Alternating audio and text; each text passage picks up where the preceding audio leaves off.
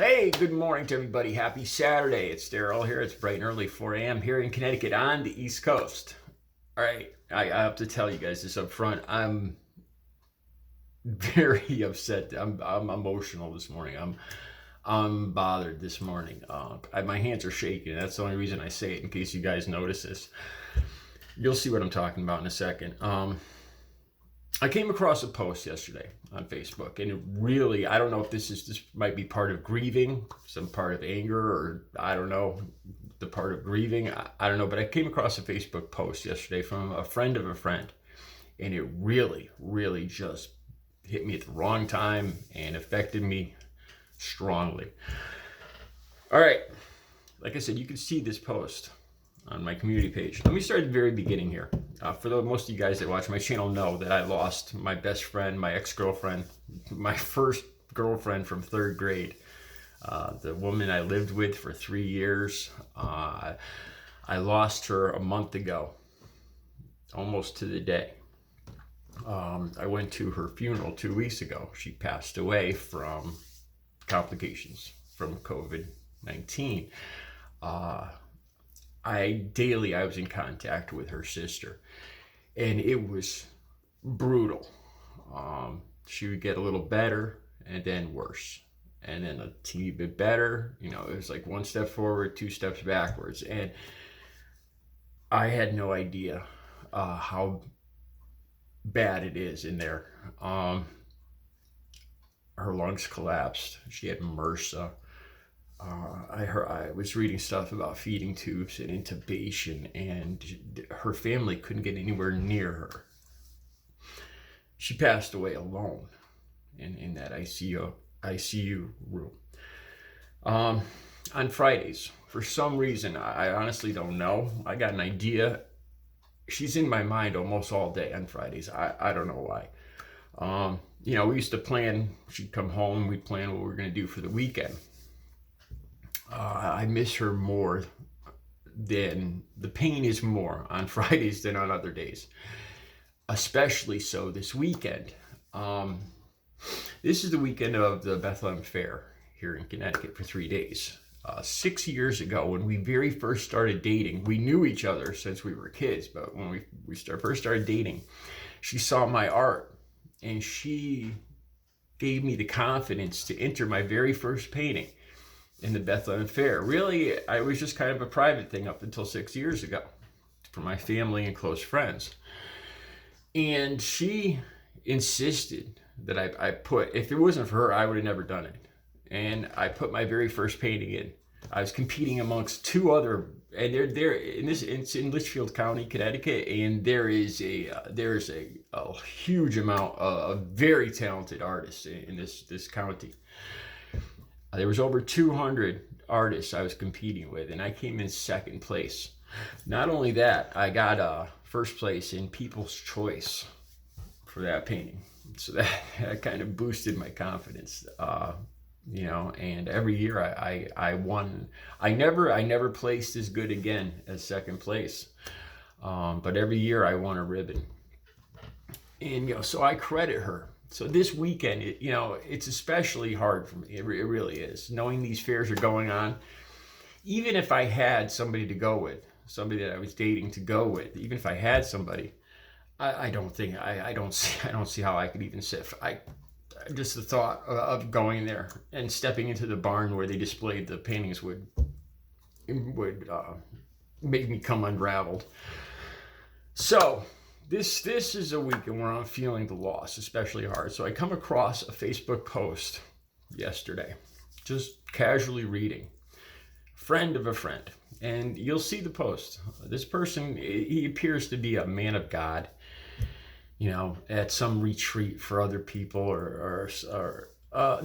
he's going to retreat for they lost somebody. It was a remembrance of somebody they lost. Now, supposedly, I think he's implying that this person was lost because of complications from mitigation efforts. I got to be careful how I phrase this. He's an one of them, the people that don't believe in doing their part.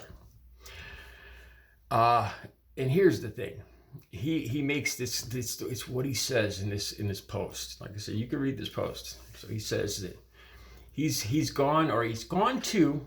I reread that wording, the way he worded this. I reread it over and over and over, trying to get a feel for what what's honest in this guy's head.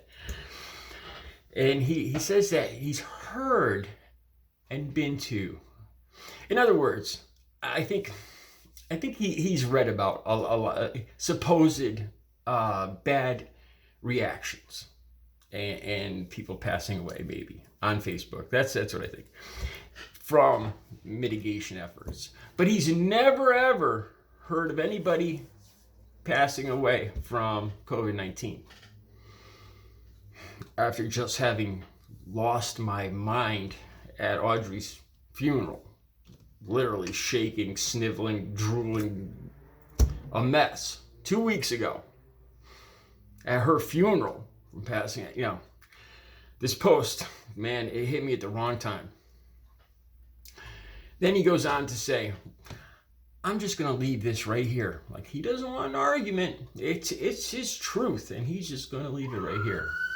Oh. Something's going on in the city. All right. And the more I read that, the more it started bothering me. When I sat down with Audrey, not even a week before she left, she told me how she didn't trust this medical thing. She went to churches and similar places. She knew people exactly like this. She listened to people exactly like this. And I know it's wrong of me to say this, but it's because of people just like this that she's gone. And I know that's a tough thing to say, but I believe that. So especially when I just read his words. I'm just gonna put this right here, like it's my truth, and I don't want to argue. This is what I've seen and this is what I know, and you guys can believe what you want. So, okay, Connecticut's one of the most vaccinated states. Well over 70% of the entire state fully vaccinated, right? I have not heard of one bad reaction. I have around at least 1,100 friends on Facebook. Never read, not one bad reaction. I live in a building with 134 other apartments, all over 55. Nothing about bad reactions. I've personally, my aunt and my ex-girlfriend both passed away from COVID. My aunt, my ex-girlfriend. And then I've heard of, other people that I've graduated with, that I've been friends with, a dozen, easy. So you're going to have to excuse me if I don't believe. I think this guy, let me just say this. I think he's a flat out liar. I looked it up. So I did a Google search about using keywords, people having bad reactions, people passing away from. When I did the passing away from, out of a whole Google search, there were 2 stories, meaning 2 stories in the last years in the entire world, United States, Google search, 2. And I'll put the links down below. And then I looked up the percentages. 1 in 90,000 have a bad reaction, just a bad reaction, maybe a rash. 1 in 90,000. So for this guy to claim that he's personally heard and seen all these worse than bad reactions, geez, he'd have to know 250,000, 500,000 people for the odds to work. For him not to be a liar, in other words. Yeah, I didn't take this well. And this, I get the feeling that this guy is like professes himself to be a man of the Lord, just trying to put out his truth and trust in the Lord. I mean, I pray every day. I don't This is just sitting here. I held this every day when I prayed for Audrey, every morning. It's because of people. Let me just say, I don't believe a word this guy says. I don't. I think he, in his mind, he thinks he's doing the Lord's work or something in some convoluted way. I think he believes he's doing a good thing. He thinks he might believe in his heart that there's worse than bad reactions out there, but I don't believe him for a second when he makes this claim that, you know, he knows all these people, that bad reactions, worse than bad reactions, but none from COVID. People just like this guy is who Audrey listened to.